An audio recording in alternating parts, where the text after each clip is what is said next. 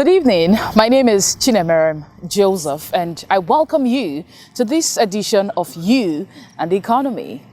I am presenting from this somewhat unusual location, the National Hospital in the nation's capital, Abuja, today, because it's time to talk health on the program.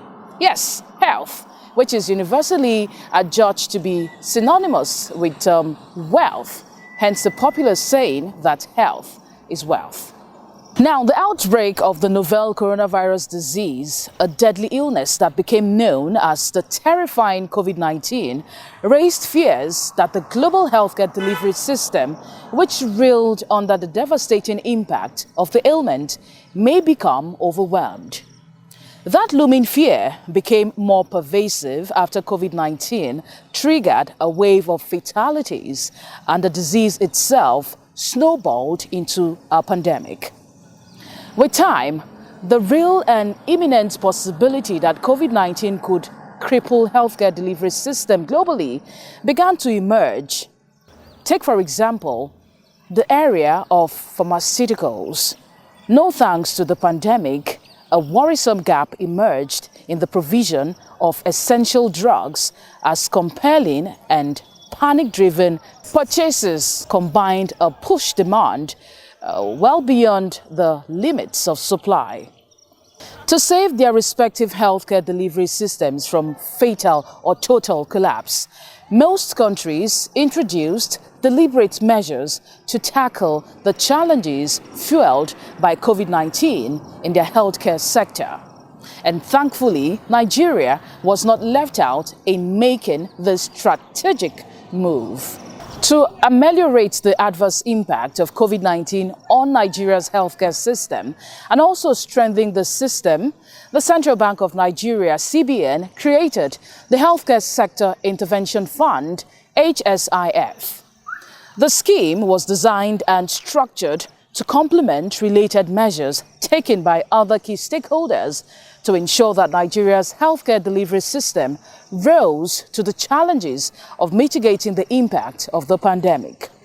The CBN Healthcare Sector Intervention Fund, HSIF, is the subject of this edition of You and the Economy. Come along with us now as we showcase how the intervention is being implemented in the pharmaceutical subsector of Nigeria's healthcare system. This is an account of how a wobbly pharmaceutical industry was strengthened by the Apex Bank's intervention and how numerous lives were saved by averting potentially crippling drug shortages as COVID-19 ravaged the land. Here now is the story.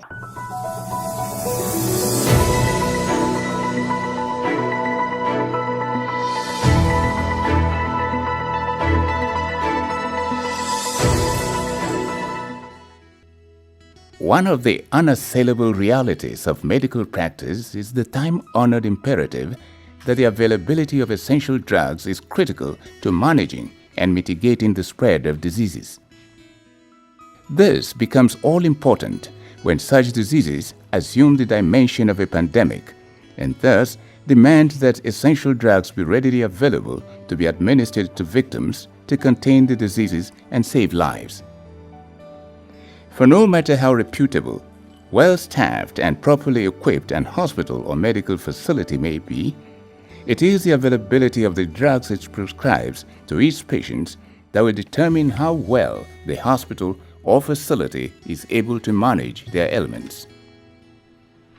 As COVID-19 pandemic began to rear its ugly head in Nigeria in the first quarter of 2021, the central bank realized that one of the most effective ways to join hands with other stakeholders in containing and managing the spread of the disease was to institute measures that will help strengthen Nigeria's healthcare delivery system so that it could attend to victims of the dreaded virus efficiently. To achieve this and other related objectives, the CBN created the Healthcare Sector Intervention Fund, HSIF, also known as the Healthcare Credit Support Scheme for the healthcare sector. The 100 billion naira fund was flagged off with the implementation in Nigeria's pharmaceutical subsector. The objective was to provide affordable credit to support local production by pharmaceutical companies and to strengthen the capacity of the subsector to provide drugs and allied pharmaceutical services that would help in saving lives as COVID-19 pandemic ravaged the land. The scheme is funded by the Real Sector Support Facility Differentiated Cash Reserves Requirement RSSF-DCRR, while disbursements are made to successful applicants by participating financial institutions, PFIs. The eligible PFIs are deposit money banks and development finance institutions. As a central bank, once the COVID situation, started in China, we built scenarios, and as part of our scenario planning, we realized that a lot of countries went into protectionist mode. So countries that typically, export either drugs or APIs, active pharmaceutical ingredients are components that you use in manufacturing drugs, especially in Asia, India, Pakistan. Nobody knew how long the pandemic was going to be. So close their borders, stop exporting, and we believe that, our people, need to be protected. So we rolled out the Healthcare Support Intervention Fund, started at 100 billion, really targeted at pharmaceuticals, those who want to expand their line, or, bring in more equipment, build structures. So that's the idea, really, to ensure that there's, guaranteed access to healthcare for our people. The guidelines for the implementation of both the pharmaceutical and medical components of the 100 billion naira Healthcare Credit Support Fund were issued by the CBN in March 2020. To apprise our viewers with the facts they can use as benchmark in assessing the relevance and performance of the intervention of the CBN in the healthcare system better, we offer an overview of those guidelines. The limit of the amount that can be accessed as loan under the scheme is based on whether the facility needed is requested as a term loan or for funding working capital. The maximum limit of funds that can be drawn under the scheme for term loan is 2 billion naira, while the maximum for working capital is 500 million naira. Regarding tenor, term loans shall have a maximum tenor of not more than 10 years with a maximum of a 1-year moratorium on repayment. Moratorium is the period when the schedule drawn for making repayment may be suspended without penalty. Tenor for working capital is for a maximum period of 1 year with provision of a rollover for not more than 3 years. This means that if a working capital loan is fully repaid within 1 year, the beneficiary shall have the option of reapplying and securing approval for the facility in subsequent years, up to a maximum of 3 additional years. Similar to the terms of most of the intervention schemes rolled out by the CBN in the wake of COVID-19, the interest rate for monies accessed under the HSIF is concessionary and was fixed at not more than 5% per annum for the first 1 year of the scheme. This is inclusive of all charges. However, after the first year, that is from March 2021, the interest rate moved to 9%, which is still within the single-digit bracket, a loan interest spectrum considered as very attractive by most investors. Since loans are meant to be repaid, the HSIF guidelines state the repayment terms for the loans obtained under the scheme. Repayment is broken down into interest and principal components and is done in installments, as provided by the participating financial institutions dealt with by beneficiaries. The PFIs then remit the repayment to the scheme every quarter. So, how does an eligible participant apply for the facility? Here is the answer. An intending beneficiary shall submit its application to the participating financial institution of its choice with supporting documentation.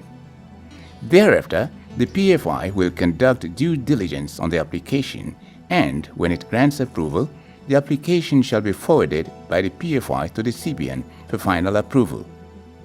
When it grants final approval, the CBN disburses the approved funds to the PFI that has acted on behalf of the intending beneficiary, and the PFI shall in turn release the funds to that successful applicant.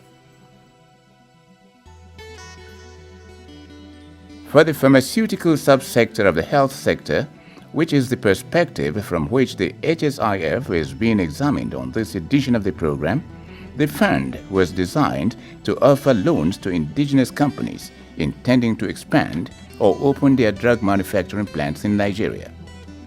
In other words, the fund was targeted at building and expanding capacity.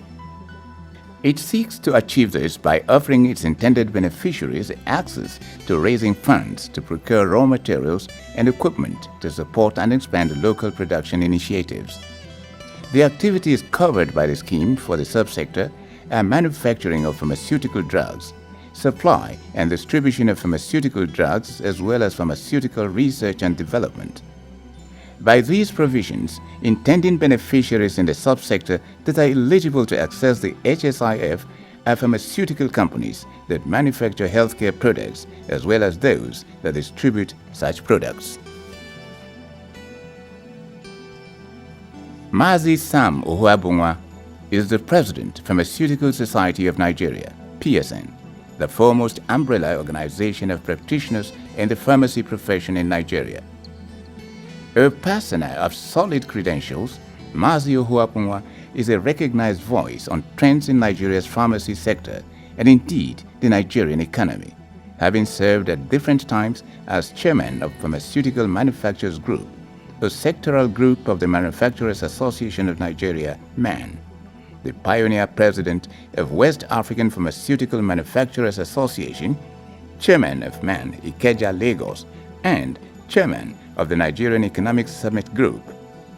The PSN chairman salutes the CBN for its intervention in the pharmaceutical subsector.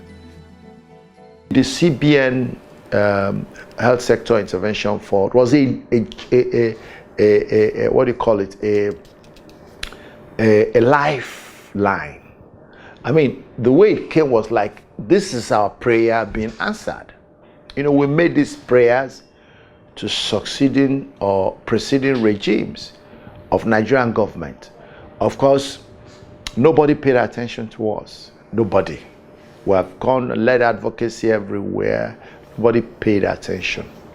So when this government, this CBN governance or governor solidly came out with this, it was hurrah.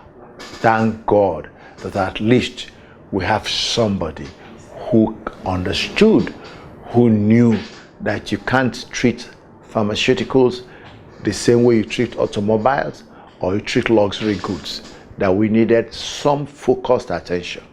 And that's what CBN has done.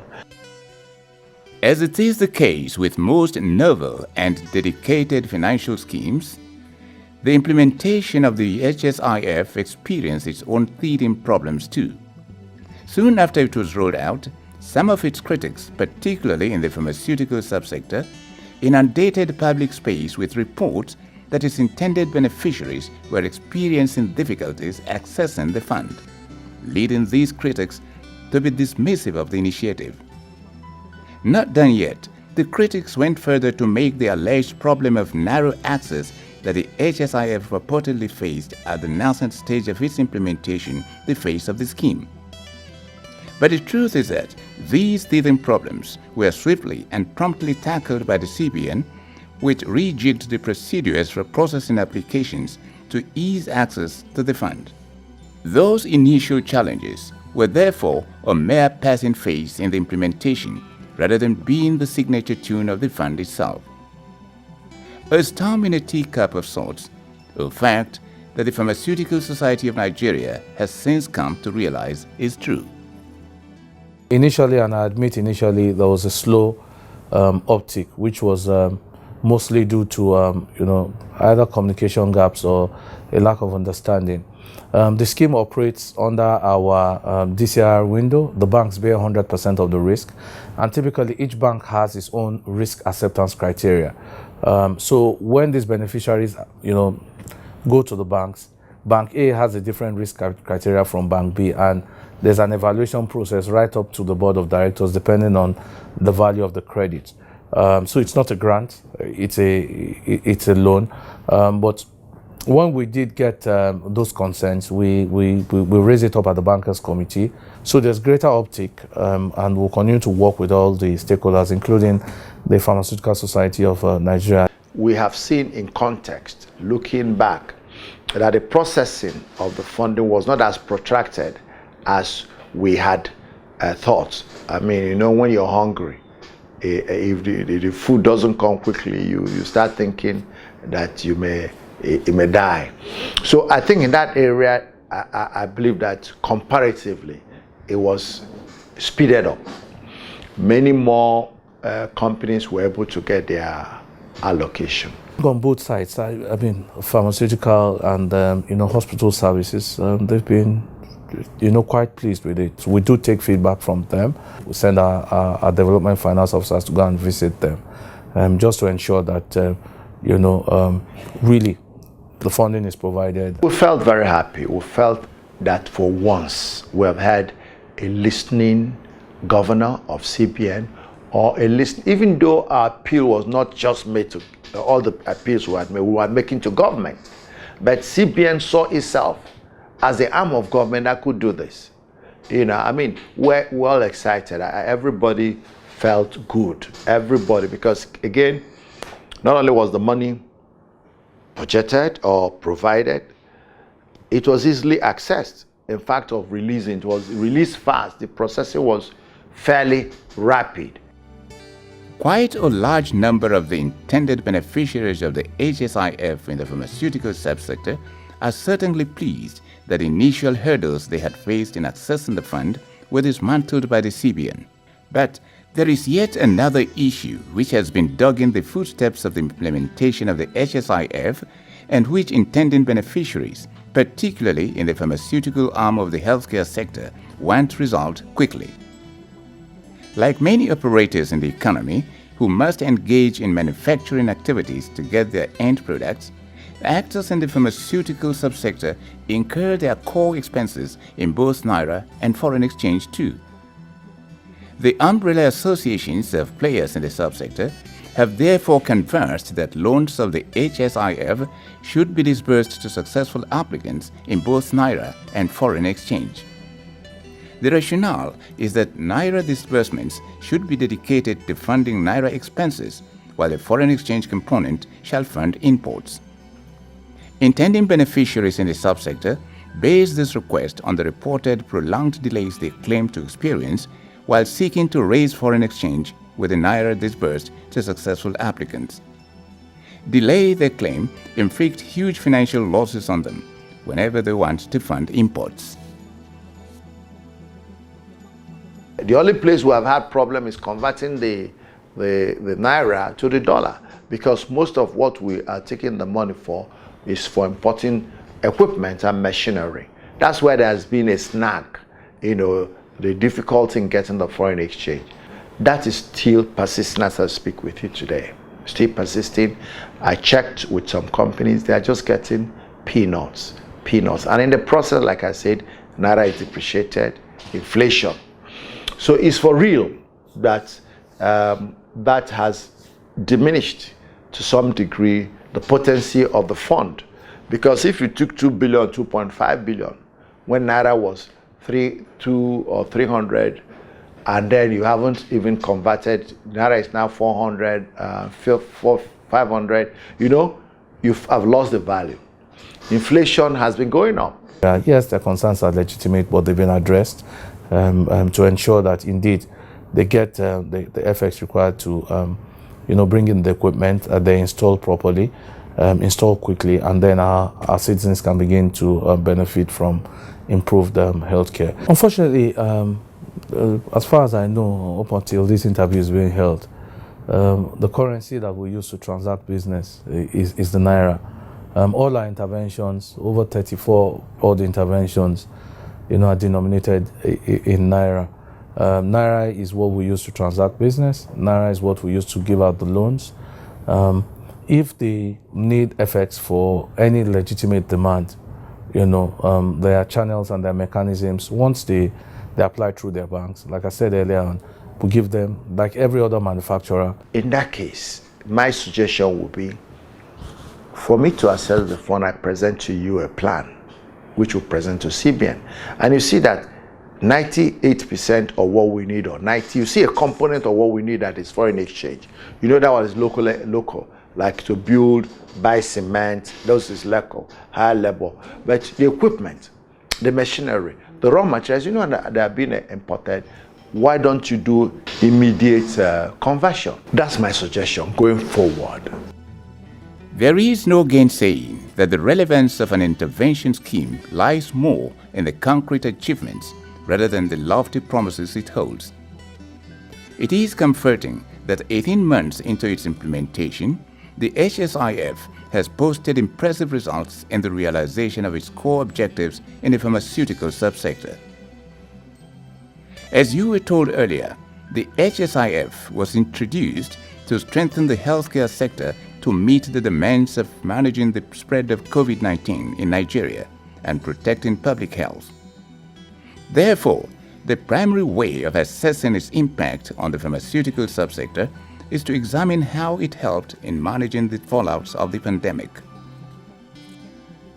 It has helped to spike up activities. For example, if you go to pharmacies now, when this COVID started, you can see prices of drugs rose, but they've come down. Even some companies are already making face masks locally. Within a short, even with all they were able to ramp up, start making face masks, hand sanitizers, and all those. So there is a positive impact. Beyond easing the pressure of managing the impact of COVID-19 on the country, yet another barometer for measuring the success of the implementation of the pharmaceutical component of the HSIF is the quantum of funds disbursed to applicants from its 100 billion naira chest. Available records reveal that by September 2021, all the 100 billion naira domiciled in the fund had already been exhausted, every kobo in it having disbursed to successful applicants.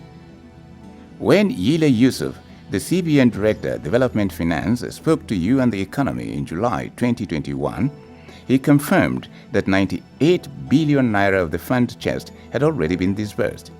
And 2 months later, in September, the balance of 2 billion naira had been depleted, fully disbursed too to successful applicants. 100 billion was set aside. As of today, we've done 98 billion. And over 27, pharmaceutical companies have benefited from this intervention. And some of them are adding new lines. It has built hopes. Many companies that access the funds are retooling, scaling up, expanding their capacity. Some are getting access to different components of raw materials to build up, and then equipment and machines. So a lot of work is going on in the industry to be able to utilize this funding. So there's hope in the air. There's hope, there's excitement. The facts speak for themselves, and there is no doubt that significant strides have truly been registered by breathing a new lease of life into Nigeria's pharmaceutical subsector through the HSIF. While acknowledging the messianic role of the CBN in giving the subsector a shot in the arm, Mazi Sam Ohuabunwa, President of the Pharmaceutical Society of Nigeria, urged the Apex Bank to still do more by replenishing the exhausted fund so that it can further come to the aid of the pharmaceutical subsector. I believe there's going to be a second tranche. I believe CBN will do a second health sector intervention fund. They will do a second, maybe third tranche, I believe, because industry is just about to take off. Even though we've reached the cap that we had set initially of 100 billion, the monetary policy and the CBN management is looking at how to, ensure that we continue to, push funding through that to the healthcare sector, either by increasing it or channeling those requests to other windows that we have.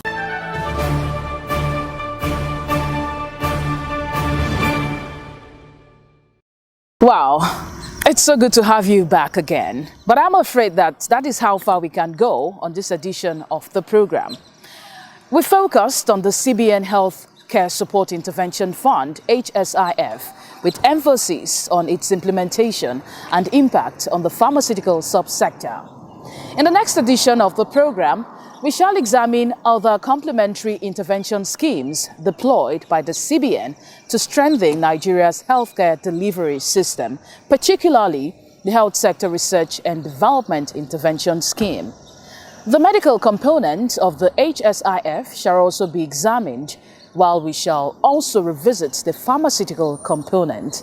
So, why don't you join us again next week as we take a further look at the interventions of the CBN in the health sector.